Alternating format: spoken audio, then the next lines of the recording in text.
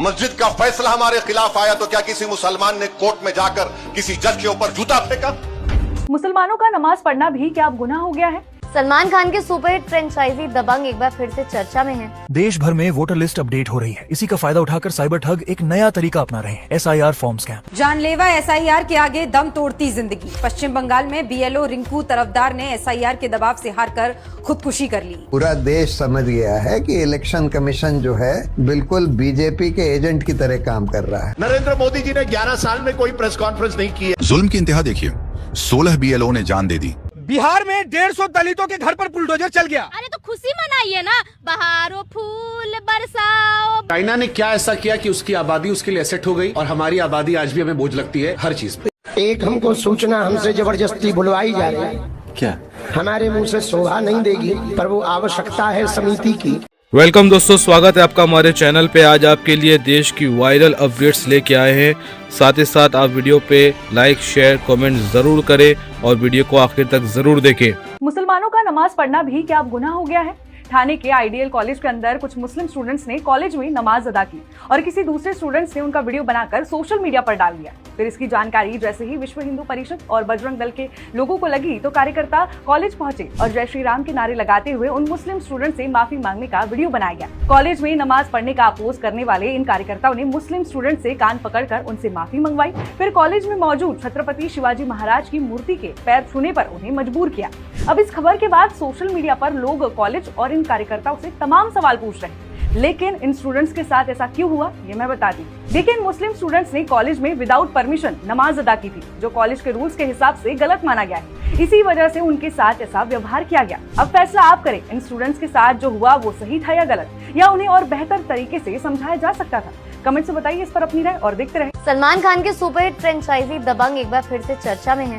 देखिए, अब तक फिल्म के 3 पार्ट रिलीज हो चुके हैं और तीनों ही बॉक्स ऑफिस पर हिट साबित हुए हैं। साल 2019 में दबंग 3 के बाद से ही फैंस को दबंग 4 का बेसब्री से इंतजार है। अब फैंस के लिए खुशखबरी है, चुलबुल पांडे जल्द वापसी करने वाले हैं। इस बात की कंफर्मेशन खुद अरबाज खान ने दी है। एक इंटरव्यू में अरबाज ने बताया कि दबंग 4 पर काम चल रहा है। उन्होंने कहा, हम अभी इस पर काम कर रहे हैं, ये प्रोजेक्ट पाइपलाइन में है, लेकिन फिलहाल टाइमलाइन कंफर्म नहीं है। हर कोई पूछता है कि दबंग 4 कब आएगी और अभी मेरे पास यही जवाब है। अरबाज ने आगे कहा कि सलमान से बातचीत के बाद ही आगे फैसला लिया जाएगा। अरबाज का कहना है कि भले ही अभी ये कहना मुश्किल है कि फिल्म कब बनेगी, लेकिन जब भी आएगी ये दर्शकों के लिए बेहद खास होगी। ऐसे में फैंस अब चुलबुल पांडे की वापसी का दिल थामकर इंतजार कर रहे हैं। देश भर में वोटर लिस्ट अपडेट हो रही है। इसी का फायदा उठाकर साइबर ठग एक नया तरीका अपना रहे हैं, SIR फॉर्म स्कैम। ये इतना असली और भरोसेमंद लगता है कि लोग इसे सरकारी काम समझकर अपनी निजी जानकारी शेयर कर दे रहे हैं। मध्य प्रदेश सरकार ने SIR के नाम पर हो रहे फ्रॉड को लेकर एक एडवाइजरी भी जारी की है। इसमें लिखा है कि SIR फॉर्म के नाम पर हो रही धोखाधड़ी से सावधान रहे। इस एडवाइजरी में धोखाधड़ी के तरीकों के बारे में भी बताया गया है, जिसे यूज करके साइबर क्रिमिनल्स लोगों को ठग रहे हैं। साइबर ठग फोन, व्हाट्सएप या SMS के जरिए लोगों से संपर्क करते हैं। वे खुद को इलेक्शन ऑफिसर या BLO बताकर बोलते हैं कि आपका SIR वेरिफिकेशन पूरा नहीं हुआ है और आपका नाम वोटर लिस्ट से हट सकता है। इसके बाद वे कहते हैं कि आपके नंबर पर OTP आया होगा, उसे बताइए ताकि वेरिफिकेशन पूरा हो सके। यही OTP उनके लिए गेटवे बन जाता है। कुछ मामलों में फेक लिंक या ऐप भेजकर SIR फॉर्म डाउनलोड करो कहा जाता है। लिंक पर क्लिक करते ही फोन में मैलवेयर आ सकता है, यानी वोटर वेरिफिकेशन के नाम पर शुरुआत होती है और पैसे उड़ जाने पर कहानी खत्म। अगर आपके पास भी ऐसा कॉल आए तो घबराएं नहीं, कॉल तुरंत काट दें। OTP, पासवर्ड, पिन किसी को न दें। अननोन लिंक या ऐप न खोलें। अपने जिले के इलेक्शन ऑफिसर का नंबर खुद ढूंढकर वहीं पूछें। फ्रॉड हुआ हो तो बैंक को तुरंत अलर्ट करें और एक 930 साइबर हेल्पलाइन पर शिकायत करें। जानलेवा SIR के आगे दम तोड़ती जिंदगी। पश्चिम बंगाल में BLO रिंकू तरफदार ने SIR के दबाव से हारकर खुदकुशी कर ली। वहीं यूपी के लखनऊ में BLO विजय कुमार वर्मा की मौत हो गई। परिवार ने बताया कि वे SIR के कारण भयानक मानसिक तनाव झेल रहे थे। इससे पहले भी पश्चिम बंगाल, राजस्थान, मध्य प्रदेश, केरल, गुजरात और तमिलनाडु में BLOs की मौत से जुड़ी खबरें आई हैं, जो बेहद दुखद और चिंताजनक है। SIR के नाम पर देश भर में अफरा तफरी मचा रखी है। नतीजा, 3 हफ्तों में 16 BLO की जान चली गई। हार्ट अटैक, तनाव, आत्महत्या। SIR कोई सुधार नहीं, थोपा गया जुल्म है। ECI ने ऐसा सिस्टम बनाया है जिसमें नागरिकों को खुद को तलाशने के लिए 22 साल पुरानी मतदाता सूची के हजारों स्कैन पन्ने पलटने पड़े। मकसद साफ है, सही मतदाता थक कर हार जाए और वोट चोरी बिना रोके टोके जारी रहे। भारत दुनिया के लिए अत्याधुनिक सॉफ्टवेयर बनाता है, मगर भारत का चुनाव आयोग आज भी कागजों का जंगल खड़ा करने पर ही अड़ा है। अगर नीयत साफ होती तो लिस्ट डिजिटल, सर्चेबल और मशीन रीडेबल होती और ईसीआई 30 दिन की हड़बड़ी में अंधाधुंध काम ठेलने की बजाय उचित समय लेकर पारदर्शिता और जवाबदेही पर ध्यान देता। जहां नरेंद्र मोदी और चुनाव आयोग वोट चोरी के जरिए लोकतंत्र की हत्या कर रहे हैं, वहीं उनका ये एसआईआर निर्दोष लोगों की जान ले रहा है। ये नाकामी नहीं, षड्यंत्र है। सत्ता की रक्षा में लोकतंत्र की बलि है, देश माफ नहीं करेगा। दिल्ली में जो AQI के राइजिंग लेवल्स हो रहे हैं, चाहे AQI 1000 के पार जा रहा हो या फिर 2023 में 70,000 लोग मर रहे हो, इतना ज्यादा एयर पोल्यूशन होने की वजह से सिर्फ दिल्ली में, इसमें हम सब देखते हैं कि इसका रीजन इंपीरियलिस्ट डेवलपमेंट मॉडल है, प्रॉफिट ड्रिवन डेवलपमेंट मॉडल है। ये जनता का डेवलपमेंट मॉडल नहीं है और हमको जनता का डेवलपमेंट मॉडल लाने की जरूरत है, जो माओइस्ट बीजापुर में लेकर आए हैं, जो माओइस्ट बस्तर में लेकर आए हैं अपने जनता सरकार के थ्रू। वहाँ पर सस्टेनेबल डेवलपमेंट किया जाता है, वहाँ पर महुआली तेंदुपत्ता को सस्टेनेबल तरीके से तोड़ा जाता है, वहाँ पर बाहर के जो कॉन्ट्रैक्टर्स हैं उनको अंदर नहीं आने देता है और वहाँ पर जो फार्मिंग होती है वो कलेक्टिव होती है। हमको वैसी चीज वर्ल्ड ओवर लेकर आनी है, क्योंकि जंगल सिर्फ दिल्ली के नहीं काटे जा रहे, इंडिया के नहीं काटे जा रहे, पूरे भारत के काटे जा रहे और हमको जल जंगल जमीन की लड़ाई, माओवाद की लड़ाई को आगे लेकर जाना होगा।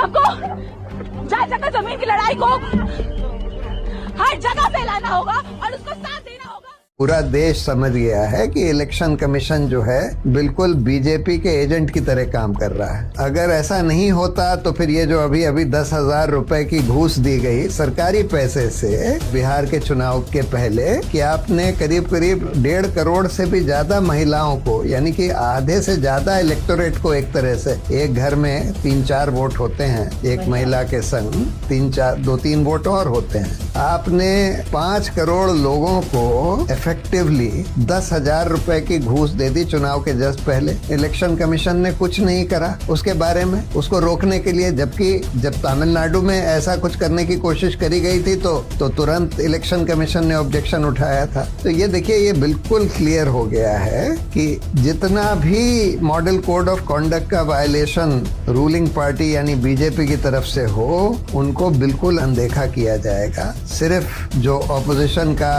वायलेशन है उसी को देखा जाएगा। वोटर्स लिस्ट में हर तरह से घोटाले की संभावना बढ़ाई जाएगी और घोटाला किया जाएगा और इस तरह से किया जाएगा, पारदर्शिता बिल्कुल नहीं रखी जाएगी जिससे कोई पता ना लगा सके, कोई ऑब्जेक्शन ना रेज कर सके और बाद में भी उसकी पता लगाने में बहुत मुश्किल होती है।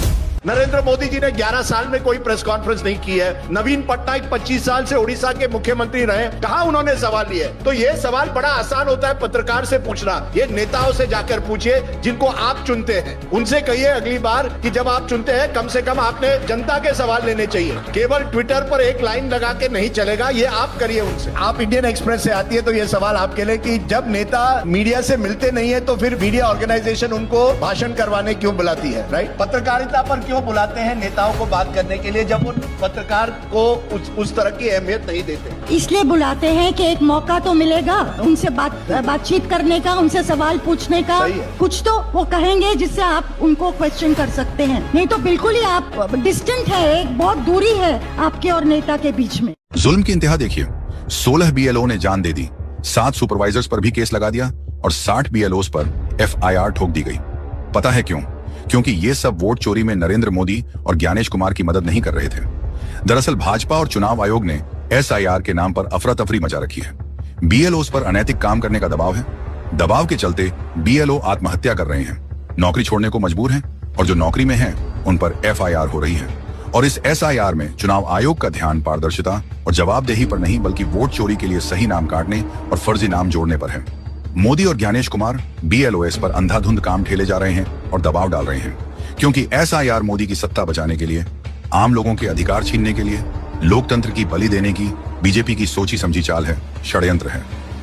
चाइना ने क्या ऐसा किया कि उसकी आबादी उसके लिए एसेट हो गई और हमारी आबादी आज भी हमें बोझ लगती है हर चीज पे। 140 करोड़ आदमी को जब आप जनसंख्या के तौर पे देखिएगा बहुत दिक्कत होगा। जिस दिन वो आपको वर्क फोर्स दिखने लगेगा, जिस दिन आपको वो दिखने लगेगा स्किल्ड है, वो दिखने तब तो बोझ नहीं बनेगा। आपने उसको सिखाया क्या? आपको पता है कि आपका एजुकेशन सिस्टम किसी काम का नहीं, ग्रेजुएशन करके 50,000 का नौकरी न कमा पाएगा, इसलिए आपको जनसंख्या बोझ लगती है। चाइना की बात तो जनसंख्या थी, उसने बोझ कैसे लगने दिया? एजुकेशन से स्किल सिस्टम को चालू किया। चाइना जो है ना स्किल पे बहुत आगे वर्क करने के, आपको यहाँ पे ऐसा दुनिया कोई घर है जहाँ चाइनीज सामान नहीं है? नहीं हो ही नहीं सकता वहाँ पे। अब चाइना का हर चीज है तो वहां तक सोच रहा है चाइना। अब एक सिंपल सा चीज बताते हैं, चाइना वाले जो हैं सब बहुत सारी चीज का मतलब डंप, जैसे अमेरिका ने चाइना पे टैरिफ लगा, उसको कोई टेंशन नहीं, वो अफ्रीका में ले जाकर पलट देगा यहाँ पे। लेकिन एक छोटा बिजनेसमैन कहता है कि हमारे पास मार्केट कहाँ है, आपके बगल में नेपाल है, भर दीजिए। बगल में तो नेपाल है, यहाँ पे भर सकते हैं, भूटान है, बांग्लादेश है, नहीं भर पा रहे हैं हम लोग। ये एक बड़ी समस्या है। बिहार में 150 दलितों के घर पर बुलडोजर चल गया। अरे तो खुशी मनाइए ना, बहारो फूल बरसाओ, बाबा का बुलडोजर आया है। अभी तो पासवान टोला पे चला है, अभी पासी टोला बाकी है, चौपाल टोला बाकी है। इनको 10,000 चाहिए था, अभी इनको 2 लखिया चाहिए। तो बुलडोजर का सामना तो करना पड़ेगा ना, तो खुशी मनाइए कि बाबा का बुलडोजर चल रहा है। दोस्तों, देश का गोदी मीडिया एक तरफ मुसलमानों को पाकिस्तान की जासूसी के लिए बदनाम करता है, लेकिन दोस्तों दिल्ली क्राइम ब्रांच ने दलविंदर, मनदीप और रोहन को पाकिस्तान की खुफिया जांच एजेंसी ISI के लिए जासूसी के लिए गिरफ्तार किया है। उनके पास कई ऐसी सारी चीजें पाई गई हैं जिससे साफ दर्शाता है कि वो बड़े पैमाने पर उनकी जासूसी कर रहे थे।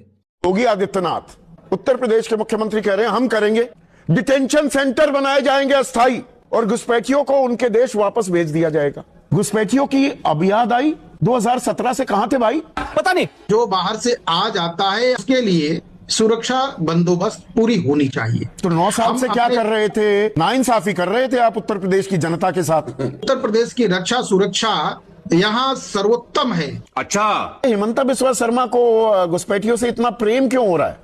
NRC की प्रक्रिया 2015 में शुरू की असम सरकार ने। 31 अगस्त 2019 को फाइनल सूची जारी हुई जिसमें 19 लाख घुसपैठिए मिले। उस पर कोई कार्रवाई नहीं है। दरअसल इसलिए कि 7 लाख ही मुसलमान मिले, बाकी 12 लाख वो तो हिंदू या ईसाई थे। वो सब कुछ ठंडे बस्ते में डाल दिया। तो समझ रहे हो? 20 साल सरकार रहने के बाद भी आपके प्रधानमंत्री को उसना चावल पे वोट लेना पड़ रहा है, और 10,000 जीविका दीदियों को देने के बाद अगर आप अपना परचम लहरा रहे हैं तो आने वाले भविष्य में आप क्या करेंगे? नाम आता जब भी 10,000 और राशन क्यों बढ़ता है? कि इस देश की राजगद्दी पर बैठने वाले जो आज भी धर्म का चोला पहनकर और आदमियों को धर्म का जो चोला पहना दिया है, बिहार के अंदर 20 साल से आपकी सरकार है, वहां के नौजवान का आज भी सपना यह है कि दूसरे प्रदेशों में जाकर वो नौकरी करें। तो आप क्यों जाना? आपको भी नौकरी मिलेगी, हर किसी को मिलेगी, ये सुनिश्चित करेंगे, रात दिन एक कर देंगे। अच्छा मित्रों, आपको 2 करोड़ नौकरियां हर साल मिली, गंगा मैया साफ हुई, चीन को लाख दिखा के भगा दिया, पाकिस्तान को नेस्तनाबूद कर दिया, महंगाई को कंट्रोल में ला दिया, काशी क्योटो बन गया, पेट्रोल डीजल के दाम रसातल पे आ गए। एक हमको सूचना हमसे जबरदस्ती बुलवाई जा रही है। क्या? हमारे मुंह से शोभा नहीं देगी, पर वो आवश्यकता है समिति की। बहुत लोग गद्दा कंबल लेकर घर जा रहे हैं। कैसे कैसे लोग रहते हैं यार यहाँ पे। उनसे प्रार्थना है समिति का कि जमा करके जाएं, नहीं तो अगले वाले पड़ाव पर ठंड में मरना पड़ेगा। बात कर रहे हैं। इसलिए जो घर लेके जा रहे हैं भैया, बड़ी मुश्किल से हमने 10,000 गद्दे मंगवाए थे, जैसे हमने खरीदे थे हम जाना, और जितना कर्जा हमारे ऊपर ही पदयात्रा में होगा वो हम जाना। ओहो, नहीं तो हमें लगत तो कि यही पदयात्रा में हमारी किडनी लीवर बिक जाना। कितने? 25,000। हाँ क्षमा करो, 25,000 गद्दे। 25,000 गद्दे में बता रहे आज के फिर से। बड़े खतरनाक लोग हैं। मस्जिद का फैसला हमारे खिलाफ आया तो क्या किसी मुसलमान ने कोर्ट में जाकर किसी जज के ऊपर जूता फेंका? जूता फेंकने वाले के बारे में एक लफ्ज नहीं बोला जाता, ना मीडिया में बोला जाता है, क्योंकि वो आला जात से उसका ताल्लुक था। मुल्क की तारीख उठाकर पढ़ लो, जो लोग आज मुसलमानों को गाली देते हैं और वफादारी का सर्टिफिकेट हमसे पूछते हैं, इतना सब हमने सहा और कल भी सहेंगे, मगर वतन से नफरत के मजाहरे नहीं किए। इख्तिदार पर बैठकर जुल्म करने वालों से हमने कहा कि तुम जालिम हो, हम तुमसे नफरत करते। तुम मुसलमानों को अगर तुम दबा रहे हो तो तुम भारत को कमजोर कर रहे हो। दिल्ली का मैसेकर हुआ आसाम में, आपने देखा फसाद हुआ हाशिमपुरा का, मलियाना का। हम और आपने देखा गुजरात में, बल्कि 69 का फसाद तो 2002 से बदतरीन था। फिर 2002 की नस्लकशी हमने देखी, 2019 का दिल्ली का फसाद देखा, हैदराबाद के फसादात हमने देखे। मगर एक बात जो लोग समझते नहीं है वो ये है कि इन तमाम फसादात को हमने देखा, हमारी मस्जिद को शहीद कर दिया गया, और कोर्ट का जब फैसला आया तो कोर्ट ने कहा किसी ने शहीद नहीं किया। सुप्रीम कोर्ट का फैसला आया तो कहा कि आस्था की बुनियाद पर मस्जिद आपको नहीं दी जा सकती।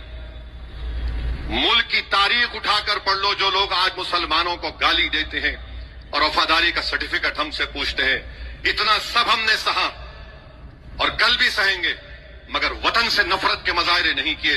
इख्तिदार पर बैठकर जुल्म करने वालों से हमने कहा कि तुम जालिम हो, हम तुमसे नफरत करते।